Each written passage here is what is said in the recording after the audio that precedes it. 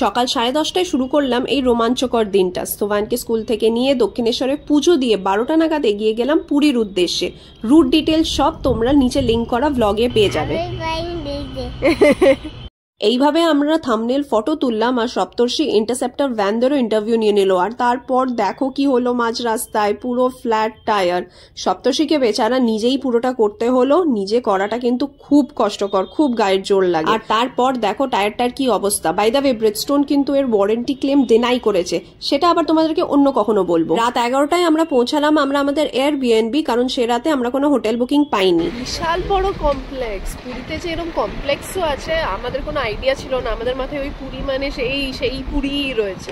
এটা একটা studio apartment যেটা এয়ারবিএনবি থেকে আমরা বুক করেছি।